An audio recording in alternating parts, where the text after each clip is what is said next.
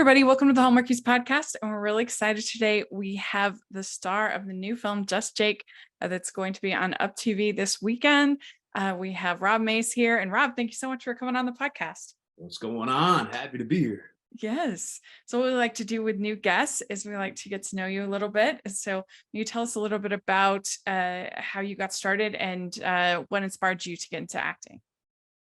Man, I've been doing it a long time. I've been blessed and big time blessed to be able to do what I do, and movies and TV and country music and writing songs and getting to play them and getting to record them. And then, when it happens, get to kind of combine them both. And that's what this movie's all about. I've been doing it a long time, and man, it's been a heck of a ride. Yeah. So did you start out more interested in music or acting, or kind of was it always both?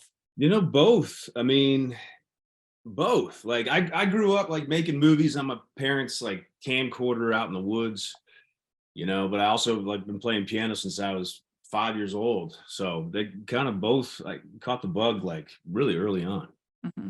Were your parents big into music? Big music people?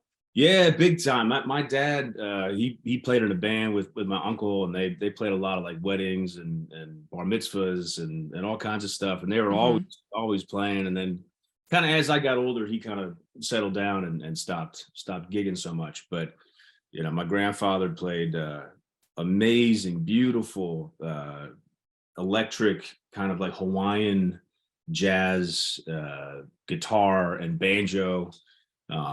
My dad's brother, my other uncle, plays amazing tenor sax. My mom's brother plays amazing accordion. So pretty musical family. Yeah. But no one really like tried to make a living, a full-time living doing it. They got real jobs, as they say. And then I was a dummy to think, hey, well, maybe I'll just try to make a living doing it, Yeah. They must be pretty stoked. There's something. See your movies. So do you remember the first role you ever got on camera? Yes. Yes. In fact, it was as an extra in a movie that I think was called Paradise with, oh man, I love this kid. What's his name? The dude, he's in like the Hobbit movies. Oh, Elijah Wood? That's the guy. Yeah. With Elijah Wood. And I'll never forget, I was an extra in that movie, and he ended up like, I don't know if he went around to every extra, every background person or what, but like he came up to me and was like, hey man, I'm Elijah Wood. Thank you so much for doing this. Like, I'm like, this is wild. Like the lead of the movie's talking to me. Like, this is crazy. And then I remember there was another kid in the movie who was doing background work with me, and like they forgot to bring like their loafers or something. They were asked to, bring some wardrobe, and they came unprepared, And they ended up asking my dad if they could borrow our other pair of loafers, and the kid totally screwed up the loafers. My dad was not happy. Yeah. Oh no. My backup loafers got destroyed. Yeah. You're like, this is part of the gig, Dad. Yeah. Well, you were in Ice Castles. That's fun. Yeah, that was a blast. That was a very cool movie. I got to work with Donald Rye, the original director of the original movie. He came back to direct the remake, which was pretty cool, because that's Did you watch the original, or did you want to go in fresh? No, I watched it, and I knew it. I'd seen it before, and the song is just infectious, through the looking through the eyes of love, isn't that it? Right? Yeah. So I can't remember, did you have to do any ice skating, or a lot of ice skating? Okay. And that was funny, because I remember I had just finished doing American Mall with Nina Dobrev for MTV. Yeah. And we were dating, and she was like, "Hey, I know that you used to play some hockey. Um, I'm up for this movie, this ice skating movie. Can you take me to the rink to teach me how to figure skate?" She probably hate that That's I'm a telling big ask. the story right now. I'm gonna tell it anyhow. Yeah, and I was like, "That's a big ask, but okay. Like, I love ice skating. I haven't been in a long time. Like, let's go." And so we went out there, and you know, I held her hand around the rink and stuff, and I was like, I don't know if we're gonna be learning, triple axles today, but we can certainly roll the dice and give it a go. Yeah. And then I was like, by the way, what is this movie? And she's like, oh, it's the remake of Ice Castles. And I was like, wait, what? So I ended up like, long story. I'm going to save you all the details, but I ended up kind of tracking down the project and making it known that I wanted to be a part of it. And that's next thing I knew, I had the offer, and I was in Halifax, Nova Scotia, making the movie. Nice. That's cool. So you had a small role in Thor Ragnarok. And so I'm just curious though, what's it like to be in like such a big production like that? That was cool. I went in, they had asked me to come in and audition for a very secretive project that they couldn't say what it was, Yeah. Thor. And I was like, okay, and I ended up going in, and it was only a couple lines. Like it was very, very small. But what had happened was, like, they were shooting, I guess, in Australia, I think it was, for like Uh-huh. many, many months. These movies that Yeah. take months and months and months to complete, to shoot. And then they cut it together, and they realized that there was like this logic gap between this scene and this scene. And so they had to get this pickup shot. And they ended up hiring me to let everyone know, I know where the sword is. Oh, this is interesting. Yeah. So when Don't blink. Don't blink. You'll miss me. But if you don't blink, you might see me. in that kind of movie where there's so much green screen and so much visual effects, like does the director kind of tell you this is what it's going to look like or this is what's going to be happening so you have some idea? I always think that must be hard. I'm trying to think. That was interesting because we shot it on I think it was the Disney lot. Was it Disney? Yeah, it would be I think it was in, Disney.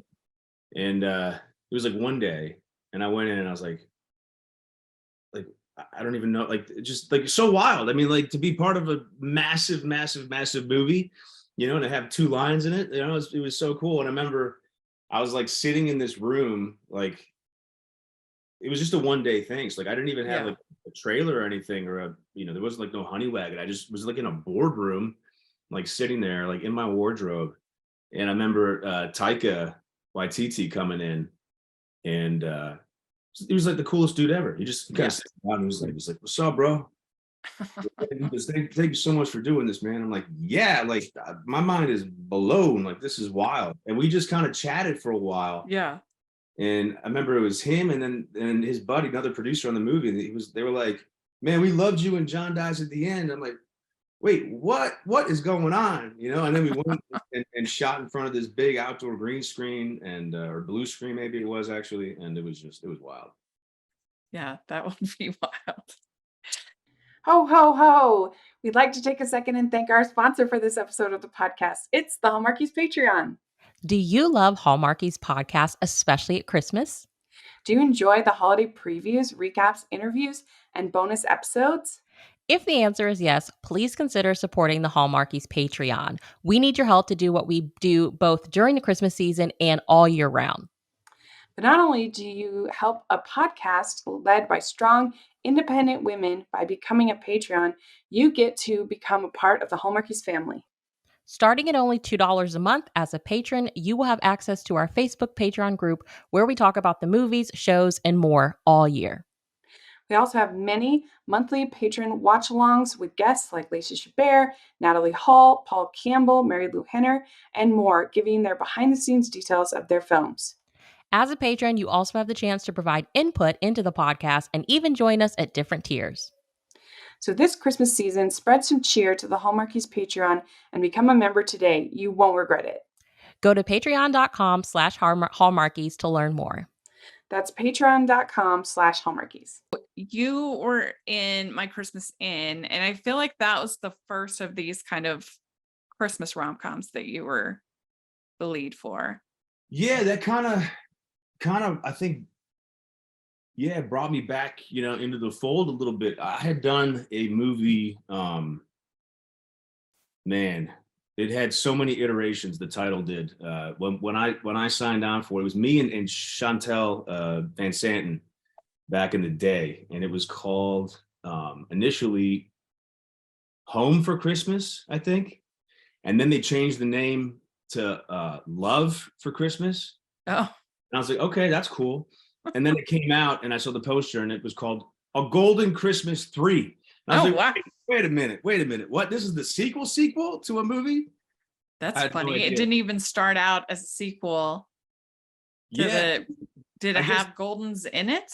Yeah, so that was the through line. It was all about these golden retriever dogs, right? And so they were in the first one, and the second one, and they're in the third one. That's funny. But I shot that years ago, and I played a guy like coming home from the Navy and falling in love with Chantel's character, and we had a blast doing that. And that was my first time working with Mike Pfeiffer, the director. And then we've since gone on to do, I don't even know, 5 movies together. Oh, cool. Yeah. But yeah, that was a long time ago. And then I didn't do a Christmas movie for a while. And then I got the opportunity to do Christmas Inn. And this has Nikki DeLoach in it. oh yeah, it was a great cast. Yeah. Who knew? That's interesting. Interesting. But My Christmas Inn, that was shot in Utah, right? It was Utah for Alaska. Utah for Alaska. Yeah. Yeah, I'm from Utah. Are you really? Yeah. Where? I'm about 20 minutes south of Salt Lake. Right on. Very cool. Yeah. I love it out there. We've done a lot of those Christmas movies in Utah, and it's always a good time. I love it there. I think the energy and the land is like so pure and so beautiful. Yeah, it's fun. And you had Peter Sullivan directing this one, and he's a friend of the podcast. He's great. I love Peter. Yeah, we've done a handful of movies together as well. Mm-hmm. Yeah. So then you had 2 movies with Marie Osmond in a row. And great Marie. Yes. Yeah. Yeah, that was cool because when I was on what was I shooting? I was doing The Client List. Okay. With Jennifer Love Hewitt for Lifetime. And I was shooting that series, and I had just finished a Hallmark movie called Meddling Mom with Sonia Braga. Mm-hmm. And Marie had me on her program, her talk show. And we had a blast doing that. And then, I got to reunite with her on not one, but two Christmas movies. Well, and the Road Home for Christmas, she's basically playing herself. So it was pretty fun. Yeah. Like a legend singing singer. And I like that one. I thought the banter was pretty good in the Road Home for Christmas between the two of you and Marla. So good. So thank you for saying that. Yeah, I mean, Marla is one of the best, if not the best, scene partner I've ever had. I mean, she's so quick, she's so funny, so down to earth, so sarcastic, which I am too. And we just really hit it off and had a blast doing that. Yeah, because sometimes those road trip movies can be a little dry, but if you get that banter, then it's entertaining. Yeah, thank you. Yeah, we had a blast doing that. And that's Peter Sullivan also. Mm-hmm. Yeah. Mm-hmm. Yes, and then the Christmas edition, that's Carly Hughes. Who's incredible. So good. Incredible. Talk about a force. I mean, she is just like, when she enters a room, like, You know it. Yeah, because I loved her in American Housewife. She was so funny. That's such an underrated show. But she was really good in that. Yeah, she's amazing. Mhm. And that one was also Utah pretending to be Alaska. Yeah, that's true. Yes, yes. Matter of fact. Yes. So you've had 2 movies on UpTV this year. So that's kind of fun. You had The Sweet on You with Haley Duff. Another one of my favorite scene partners ever. Mhm. Amazing to work with. So down to earth. So cool. So where was that one filmed? That we shot kind of in the outskirts of LA. Oh, okay. Yeah. Yeah. That's nice. Somewhere different than like Toronto or Vancouver. Which I love both of those towns too, you know. Yeah. I mean, we shot Mistresses in Vancouver, and then I was back up there doing a show called Frequency for the CW with Peyton List and my Mhm. buddy Riley Smith. You know, so I was up kind of back and forth up there, and then shot a couple things in Toronto, Beauty and the Yeah. Beast, you know. So when you are in one of these rom-coms, do you do anything in particular to try to build a chemistry with your partner, with your scene partner? Yeah, I mean, I just try to spend as much time as possible with them, you know, and I think it's really important to like establish that rapport and to get to know each other, so that you really have a shorthand, you know, when the cameras roll. Because these movies, you know, we shoot them really, really quickly. Yeah. You know, sometimes, you know, it's like 12 15 days. days or even, yeah, like even 12 days sometimes. Like it's really, really fast. Yeah. That's wild. Yeah. I was doing some research for a different podcast, and there's a scene in for the movie Enchanted, the Disney movie, the Disney movie, that they spent almost a whole month just filming one scene, the big musical set piece, of course. But I was just thinking, like, amazing it is that like multiple movies of these made-for-TVs are made in the same time it took for like a 4-minute scene. Yeah. Isn't that so crazy? Yeah. Calling all fans of Outlander and time travel romance. New from Gabriel Meyer comes a dramatic time-crossing tale set in 3 separate timelines. Maggie inherited a gift from her parents that allows her to live in 1861, 1941, and 2001. Each night, she goes to sleep in one time period and wakes up in another. She faces a difficult journey to discover her true self while drawn to 3 worthy gentlemen before she must choose one life to keep and the rest to lose. Buy in this moment for 30% off and free shipping at bakerbookhouse.com. That's bakerbookhouse.com. So Just Jake, why don't you tell the audience a little bit about it? New movie coming out this weekend. I am excited. It comes out tomorrow, Friday, May 5th, Cinco de Mayo, on Up Faith and Family, and then it goes to Up TV proper on the 21st. It is a country music movie. You know, I live in Nashville, Tennessee now, and it's there's so many parallels to my life. I mean, the character that I play, Jake, you know, has some success with some songs going viral, and he ends up getting signed to this record deal. Ends up not really pulling his weight, you know, experiences this writer's block, you know, whether it's actual block or if it's just you know, his reluctance and reticence to kind of face the truth.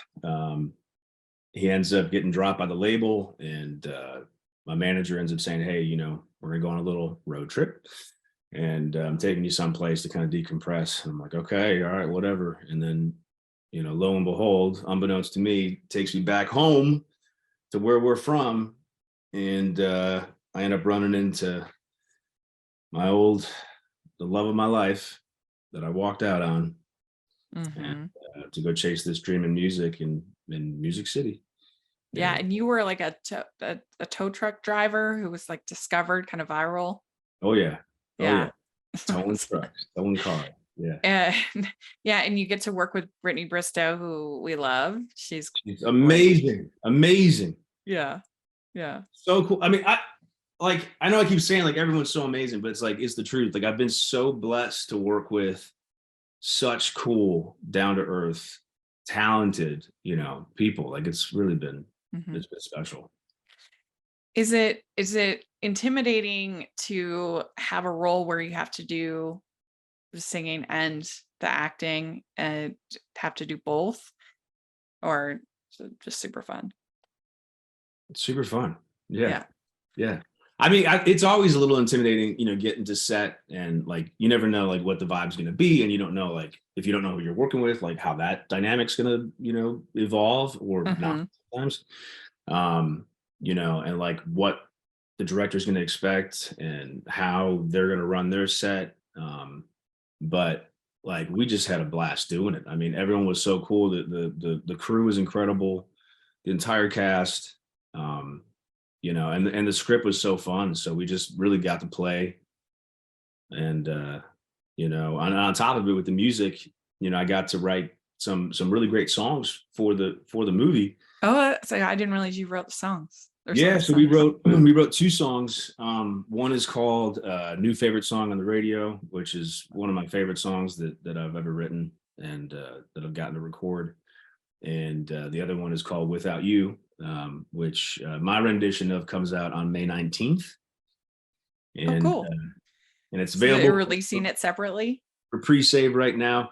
I am. It's my rendition of it Oh, with the cool. great Norma City, who's a Grand Ole Opry favorite. She's there all the time performing, and she was on American Idol a few years back, and she has an amazing voice. As does Britt. I mean, Britt's incredible as well. But I wanted to kind of put my own little touch on this song because I love it so much, and that comes out May 19th.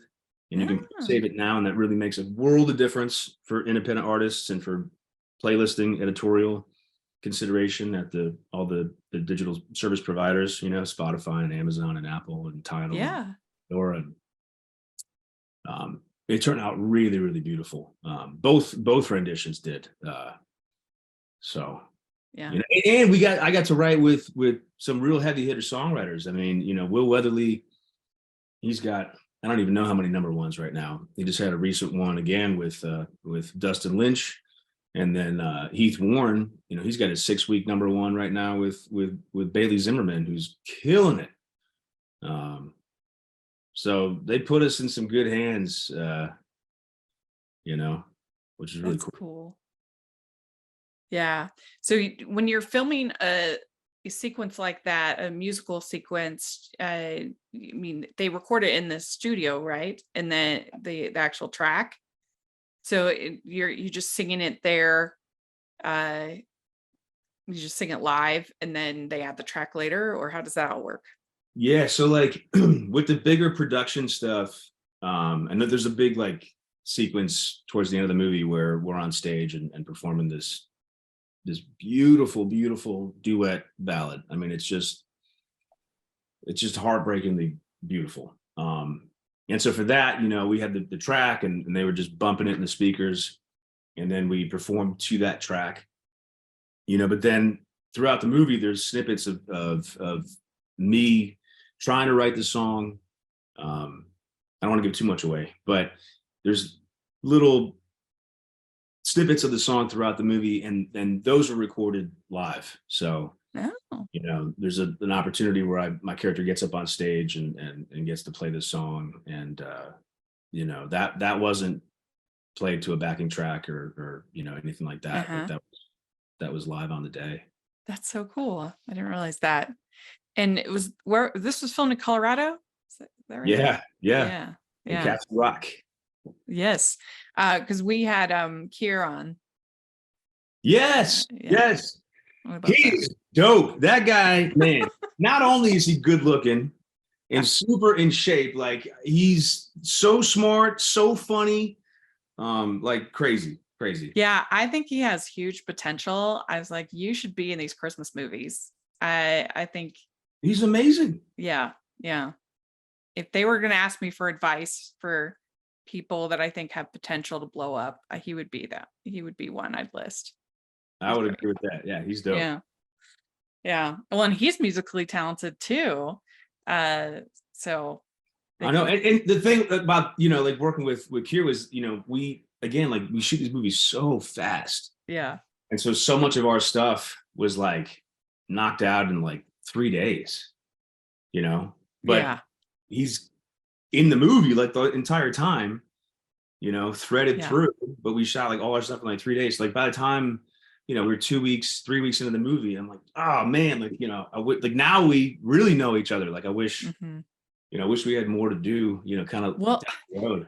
you should just work with Brandon Moore. Like he keeps making these movies. Hey, let him hear you. Let him hear you. Yeah. Well, I enjoyed the movie. I thought that you and Brittany had nice chemistry. I thought that there were some sweet moments, especially when they had a pretty early kiss in this movie, which is always fun. And There's a lot of kisses. and I appreciated that I appreciated that she didn't like hold a grudge like too long, like sometimes you can just be like, okay, really, are you really gonna you've got this incredibly handsome, charming guy and you're like being pouty. But in this case, she was reasonable. I was like, okay, I understand her character. That's well put. That's very well put. It was cute. It was good. So I think people will enjoy it and they should check it out. So why do you think that people love these sweet rom-coms, whether Christmas or during the rest of the year? What do you think people love about them? Because they're not, they're not super deep. Uh-huh. It's not like super heavy subject matter. Yeah. Like it's so nice to I don't want to say escape our own lives, but like to watch something that's positive and hopeful, and that lets these characters have a vulnerability and have an earnestness, because the name of the game these days is like, being cool, real cool. And it's like, okay, all right, we get it. But like we're human beings, like, we're not that cool. Like, let's be honest.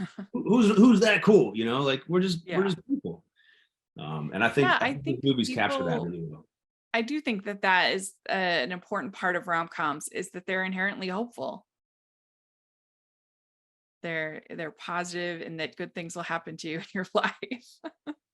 Yeah. If you have faith, keep the faith and trust and believe in yourself, like those are all really powerful messages and themes that, we could always use more of.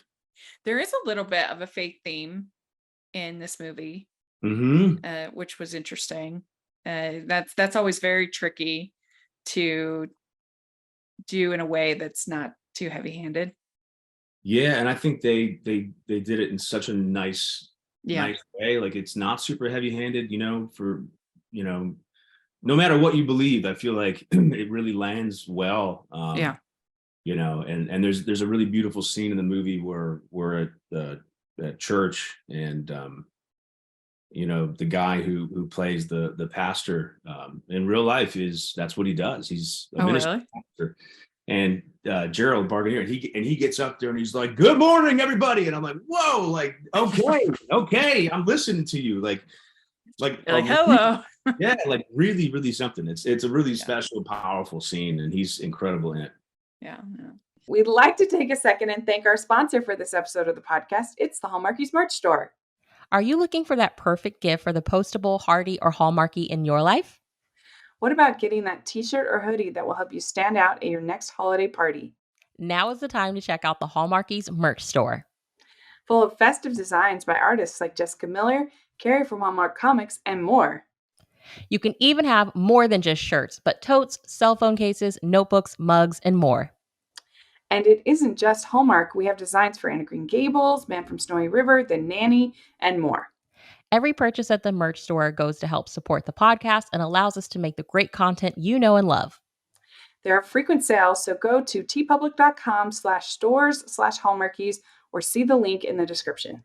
That's tpublic.com/stores/Hallmarkies. All right. Well, we have some get to know you questions we like to end the interviews off with. First question, what is the best ice cream flavor? Ooh, well, I always liked cookies and cream growing up. Now I'm more of a cookie dough guy. Okay, good.